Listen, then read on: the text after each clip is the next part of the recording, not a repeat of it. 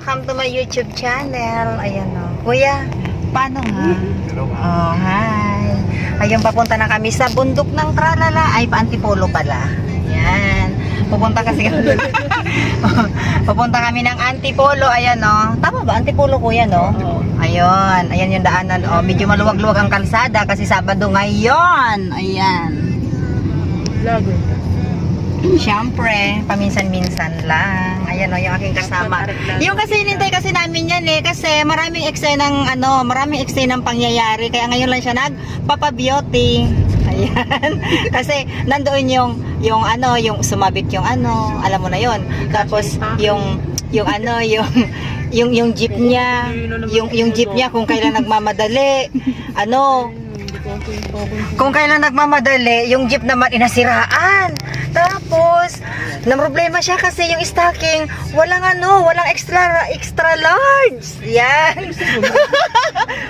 walang large, 'di ba? Precise na nga pero masikip pa. O, 'di ba? Ayan, yan na yung kwento ngayong Sabado. O, ayan, medyo maluwag ang kalsada.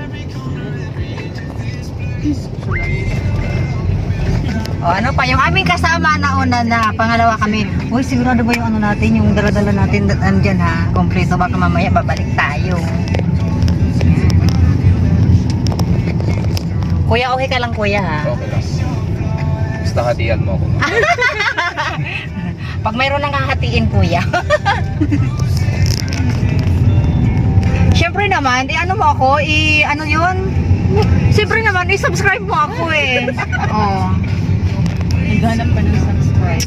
Siyempre, kasi alam mo ba na na-blackout yung una kong yung una ko YouTube. Nag-ulit ako eh.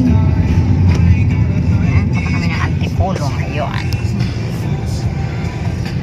Yung mga kasama namin, mamaya na sila. O, diba? Ayan. O, maluwag ang kalsada. Maaliwalas ang panahon, kaya lang medyo mainit. Naku, yung aking buhok, alam mo ba, nagkulay ako ng buhok. O, tingnan nyo, nagkulay ako ng buhok. Ang akala ko, kulay na siya. Ang ending, kanina nakita ko sa shop, ay naku, kinulayan ko kaya, sekreto to ha, sekreto to ng yung mga pang emergency. Alam nyo ba yung mga pang emergency? Yun, yung puting buhok ko, kinulayan ko, yung paglagay sa kilay, ano ba yung tawag doon?